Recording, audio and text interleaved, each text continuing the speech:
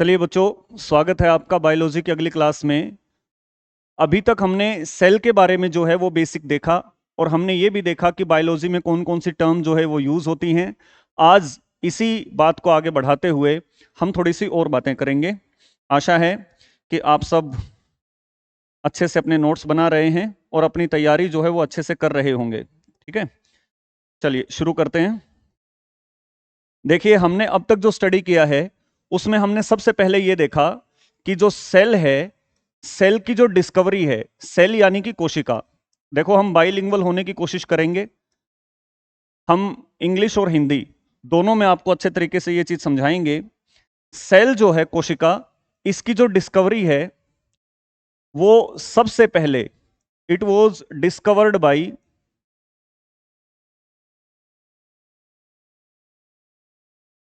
Robert Hooke.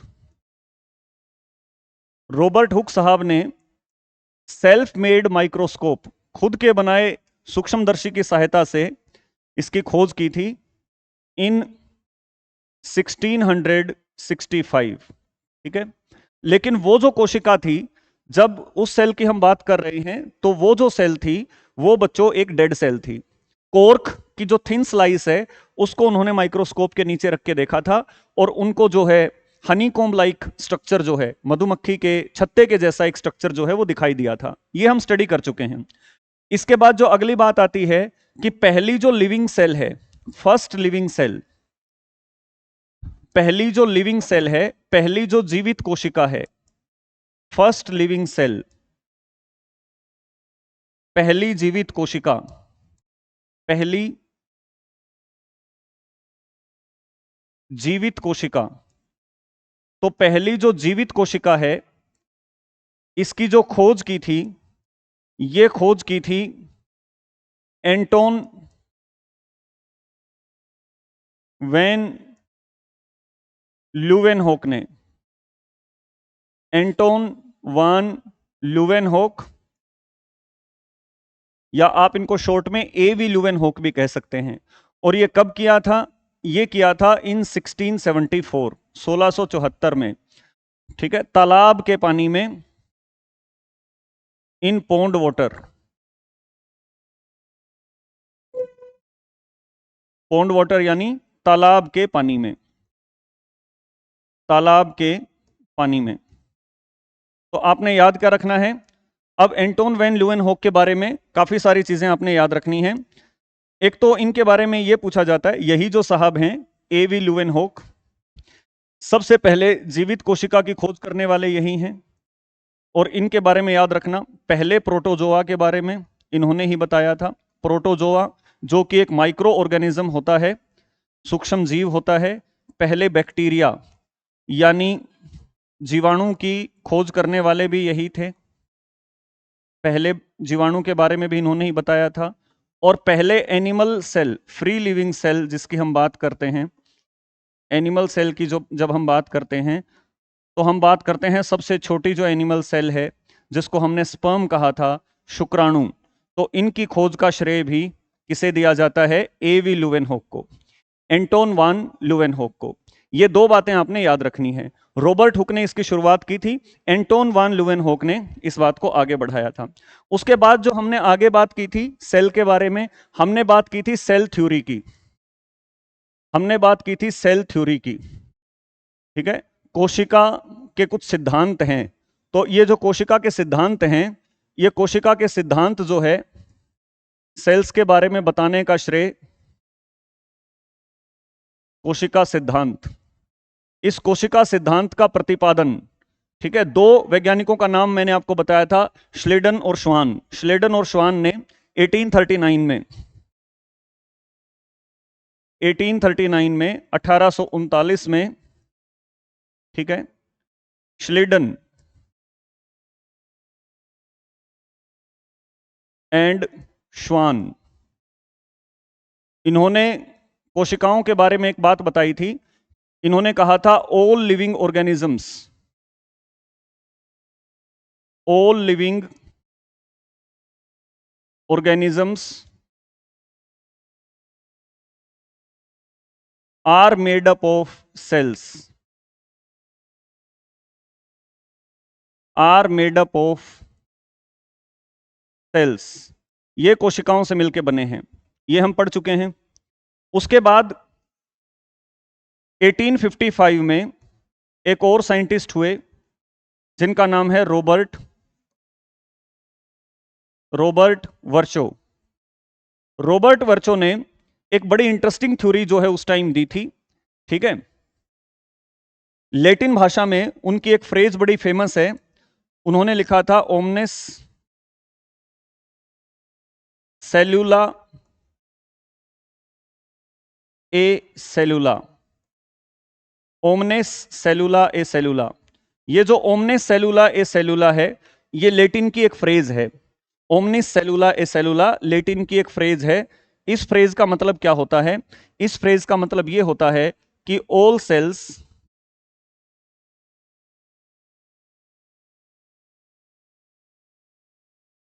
Are formed, या ये कहो new cells are formed from existing cells, यानी नई कोशिकाएं जो हैं वो पुरानी कोशिकाओं से ही बनती हैं, ठीक है। नई कोशिकाओं का निर्माण पुरानी कोशिकाओं से होता है। नई कोशिकाओं का निर्माण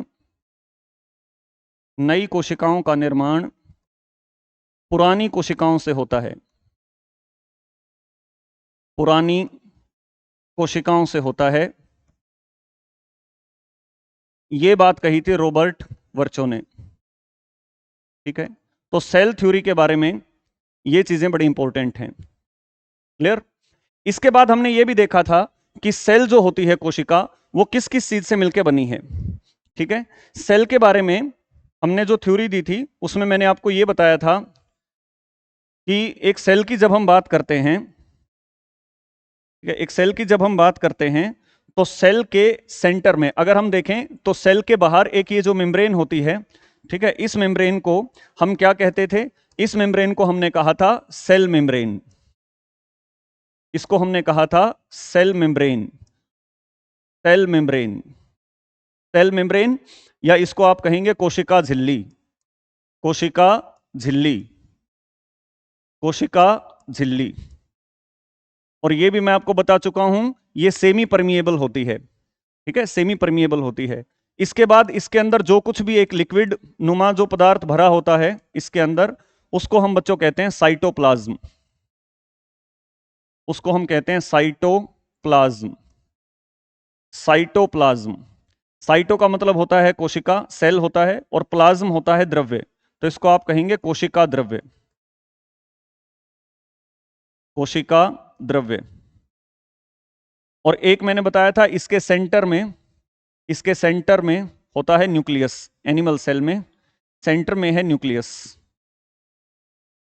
न्यूक्लियस यानी कि हमने कहा था नाभिक, जिसको ब्रेन ऑफ सेल हमने कहा था, ये सारे फंक्शंस को कंट्रोल करता है, ठीक है।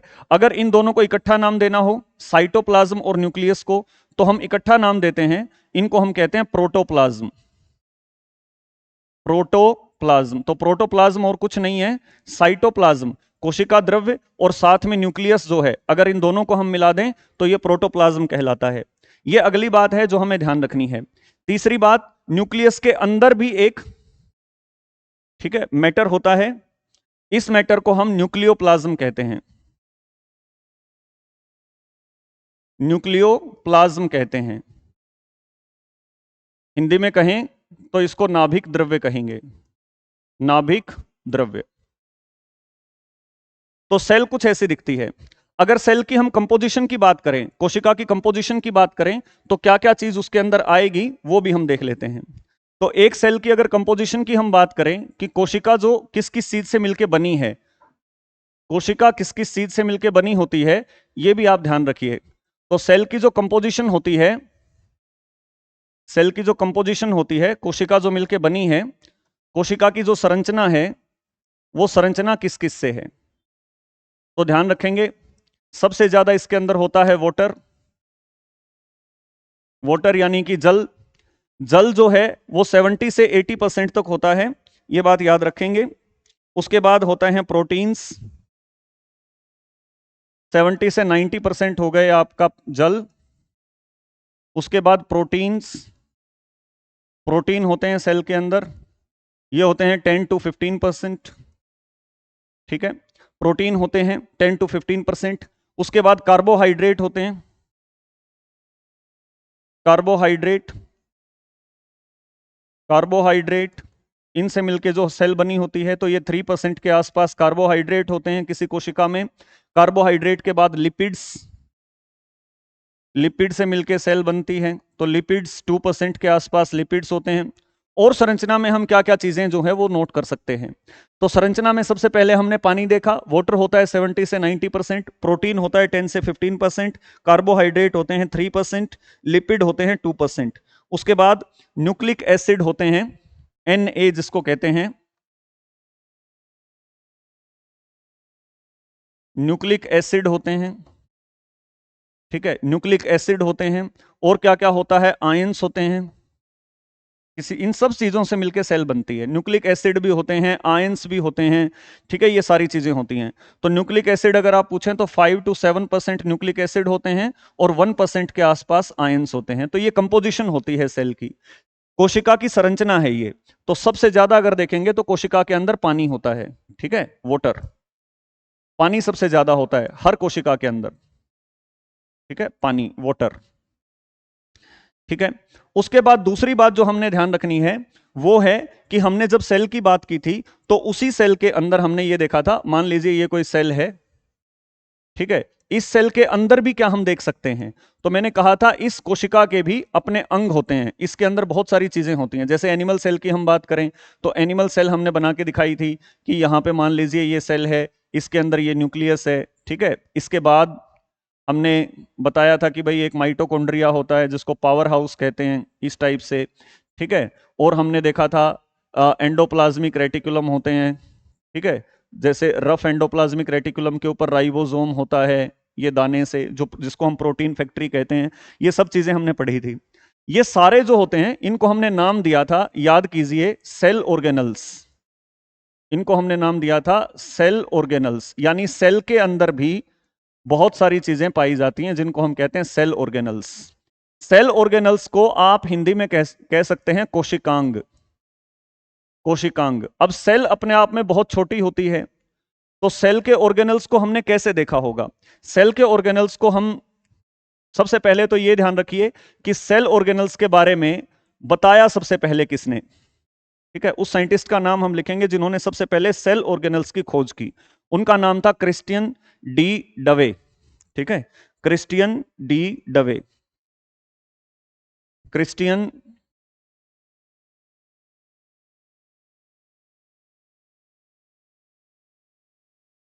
डी डवे। इन्होंने सबसे पहले कोशिकांग की खोज की थी, सेल ऑर्गेनल्स की खोज करने वाले ये थे। लेकिन सवाल ये है कि इनको देखा कैसे। तो इनको जो देखा जाता है वो देखा जाता है इलेक्ट्रॉन माइक्रोस्कोप की हेल्प से, इलेक्ट्रॉन सूक्ष्मदर्शी, इलेक्ट्रॉन माइक्रोस्कोप द्वारा सबसे पहले इनको देखा गया था, इलेक्ट्रॉन माइक्रोस्कोप से। अब सवाल दूसरा यह बनता है कि इलेक्ट्रॉन माइक्रोस्कोप की खोज किसने की। एक तो होता है सूक्ष्मदर्शी माइक्रोस्कोप, और उससे भी ज्यादा छोटी चीजें अगर देखनी है तो हम यूज करते हैं बच्चों इलेक्ट्रॉन माइक्रोस्कोप का। तो इलेक्ट्रॉन माइक्रोस्कोप की जो खोज है वो की थी नोल और रस्का ने। ये दो नाम भी याद रखेंगे, नोल एंड रस्का। ठीक है, इलेक्ट्रॉन सूक्ष्मदर्शी की खोज करने वाले दो वैज्ञानिकों का नाम है नोल व रस्का, नोल व रस्का। नोल और रस्का ने इलेक्ट्रॉन माइक्रोस्कोप की खोज की थी, यह बात आप ध्यान रखेंगे। ठीक है, 1940 में, इन द ईयर 1940, 1940 में। ठीक है, उसके बाद बारी बारी से हमने सेल ऑर्गेनल्स को देखा, और हमने यह भी देखा था कि प्लांट सेल में और एनिमल सेल में क्या डिफरेंस है। ठीक है, मैंने आपको बताया था कि 3-4 चीजें ऐसी हैं जो प्लांट सेल में होती हैं, एनिमल सेल में नहीं होती। जैसे हमने पढ़ा था क्लोरोप्लास्ट, एक बड़ा सा वैक्यूल होता है, लार्ज सेंट्रल वैक्यूल, जिसको रिक्तिका कहते हैं, वो प्लांट सेल में होता है लेकिन एनिमल सेल में नहीं होता। ठीक है, ये चीजें हम पढ़ चुके हैं। उसके बाद कुछ क्वेश्चन हैं जिनके ऊपर हम चलेंगे, और उन क्वेश्चन के अंदर वो कंसेप्ट जो हैं उनको हम रिवाइज करेंगे, जो जो हमने अभी तक स्टडी किए हैं। ठीक है, चलिए सबसे पहला सवाल ये है, सबसे पहला सवाल यह है, which of the following cell organelle is present only in plant cell? निम्नलिखित में से कौन सा कोशिकांग केवल पादप कोशिका में मौजूद होता है प्लांट सेल में? चलिए बताइए, चलिए बताइए। देखिए, वैक्यूल जो रिक्तिका है वो दोनों में होती है। ठीक है, एनिमल सेल में वैक्यूल छोटे होते हैं और प्लांट सेल के अंदर वैक्यूल बड़े होते हैं, और ये जो वैक्यूल होते हैं एनिमल सेल में ये स्टोरेज का काम करते हैं, भंडारण का। ठीक है, स्टार्च वगैरह को स्टोर करते हैं। और प्लांट सेल के अंदर ये जो काम करते हैं ये एक्सक्रीशन का काम भी करते हैं। सारा जो एक्सक्रीशन होता है वो इन्हीं में होता है, उत्सर्जन इनमें होता है। सेल मेम्ब्रेन के बारे में हम पढ़ चुके हैं। ठीक है, सेल मेम्ब्रेन दोनों में होती है। माइटोकॉन्ड्रिया दोनों में होता है। माइटोकॉन्ड्रिया एक एनर्जी करेंसी जो है वो रिलीज करता है एटीपी। ठीक है, adenosine triphosphate, adenosine try phosphate. तो एनर्जी जो रिलीज होती है वो रिलीज होती है माइटोकॉन्ड्रिया में, और माइटोकॉन्ड्रिया जो है वो दोनों में पाए जाते हैं, प्लांट सेल में भी और एनिमल सेल में भी। तो इकलौती चीज जो केवल प्लांट सेल में होती है वो होती है बच्चों सेल वॉल। तो इसका जो करेक्ट आंसर होगा वो होगा सेल वॉल, कोशिका भित्ति। तो सेल वॉल सिर्फ और सिर्फ किस में होती है? प्लांट सेल में। तो ये हमारा करेक्ट आंसर था, सेल वॉल। उसके बाद नेक्स्ट क्वेश्चन की तरफ बढ़ते हैं। अगला क्वेश्चन हमारा है, which of the following bears smallest living cell? सबसे छोटी जो लिविंग सेल है, जीवित कोशिका है, उसको हमने क्या नाम दिया था? याद कीजिए, माइकोप्लाज्मा। माइकोप्लाज्मा। और इसमें हमने ये भी लिखा था ये पीपीएलओ है। पीपीएलओ होता है प्लूरा न्यूमोनिया लाइक ऑर्गेनिज्म। ठीक है, ऑर्गेनिज्म। और इसका साइज मैंने आपको बताया था ऑलमोस्ट 0.1 माइक्रोन से, माइक्रोमीटर से लेके 0.3 माइक्रोमीटर तक होता है। तो एक जीवित कोशिका की अगर हम बात करें तो सबसे छोटी जीवित कोशिका है माइकोप्लाज्मा। सबसे बड़ी हमने बताया था ऑस्ट्रिच एग, शत्रुमुर्ग का अंडा, ये सबसे बड़ी होती है। ठीक है, चलिए next, who discovered nucleus in a cell? ठीक है, तो इनके बारे में हमें पता है, वर्चो मैंने अभी अभी आपको बताया, वर्चो ने सबसे पहले सेल थ्योरी दी थी। कोशिका का सिद्धांत देने वाले रॉबर्ट वर्चो थे 1855 में। ठीक है, उसके बाद रॉबर्ट हुक ने सबसे पहले सेल को डिस्कवर किया था, कोशिका को, 1665 में। ठीक है, एंटोन वेन ल्यूवेनहॉक ने लिविंग सेल के बारे में सबसे पहले बताया था, लिविंग सेल के बारे में अपने कंपाउंड माइक्रोस्कोप से 1674 में, 1674 में। तो इसका करेक्ट ऑप्शन होगा रॉबर्ट ब्राउन। रॉबर्ट ब्राउन ने सबसे पहले सेल के अंदर न्यूक्लियस की खोज की थी, है ना। न्यूक्लियस जिसके बारे में हम स्टडी कर चुके हैं कि न्यूक्लियस के अंदर जो है वो होते हैं आपके, ठीक है, जेनेटिक जो मटेरियल है उसकी हमने बात की थी। जेनेटिक, आनुवंशिकी के रिलेटेड जितनी चीजें होती हैं, जैसे डीएनए की हम बात करें, ये सारी चीजें, क्रोमाटिन होते हैं धागे जिनके ऊपर गुणसूत्र पाए जाते हैं, तो ये सब जो है ये नाभिक में होता है। चलिए, which liquid is contained inside the nucleus of a cell?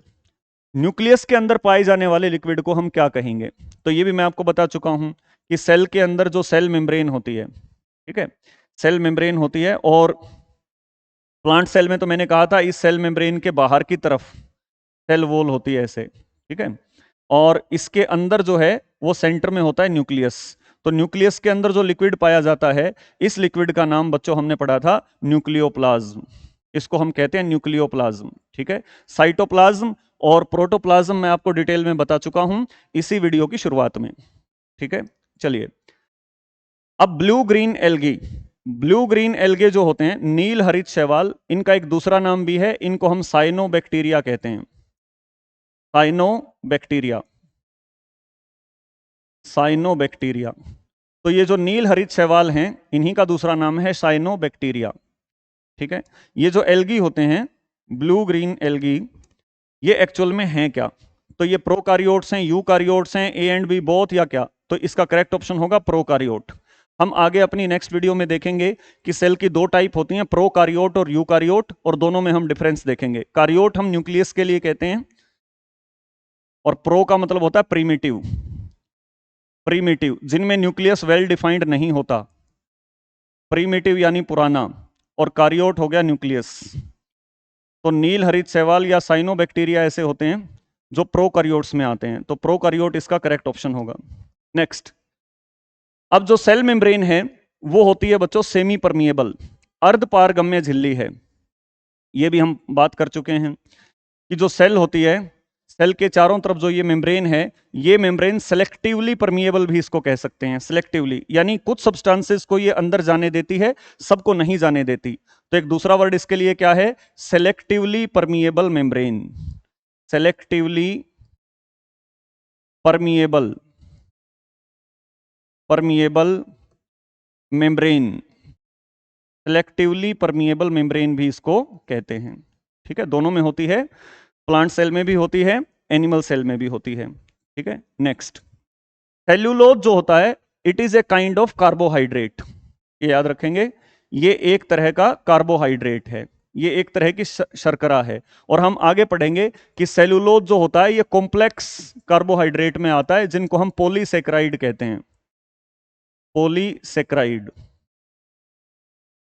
अब ये जो पॉलीसेक्राइड होते हैं, इनका पाचन, ये बेसिकली स्ट्रक्चर बनाने में यूज होते हैं, इनको डाइजेस्ट करना मुश्किल होता है, सेल्यूलोज को हम आसानी से हजम नहीं कर सकते चबान, इसलिए आप देखेंगे ये खास तौर से फाइबर वाली जितनी चीजें होती हैं, चारा जैसे खाते हैं तो उसके अंदर सेल्यूलोज होता है, तो आप देखेंगे गाय या भैंस जो होते हैं उनका सेल्यूलोज, उनको सेल्यूलोज का डाइजेशन करना होता है, तो उनकी आंत जो होती है, इंटेस्टाइन जो होती है, वो हमारे से बड़ी होती है, क्योंकि सेल्यूलोज का पाचन बहुत मुश्किल होता है। ये पॉलीसेक्राइड के जैसे, पॉलीसेक्राइड यानी कॉम्प्लेक्स कार्बोहाइड्रेट में आते हैं। सिंपलेस्ट कार्बोहाइड्रेट की बात करें तो सिंपलेस्ट कार्बोहाइड्रेट होता है ग्लूकोज। तो हम जो खाना खाते हैं बेसिकली उसका डाइजेशन होता है ग्लूकोज की फॉर्म में। ठीक है, ये हम देखेंगे आगे जैसे जैसे हम बायो में आगे बढ़ेंगे। ठीक है, तो इसी के साथ आपका जो आज का लेक्चर है ये कंप्लीट होता है दोस्तों, और मिलते हैं अगले वीडियो में। लेकिन आपसे ये रिक्वेस्ट की जाती है कि इस चैनल को ज़्यादा से ज़्यादा आप सब्सक्राइब कीजिए और बेल आइकन को प्रेस करना ना भूलिए, ताकि टाइमली नोटिफिकेशन आपको मिलती रहे, और शेयर कीजिए मैक्सिमम। Thank you.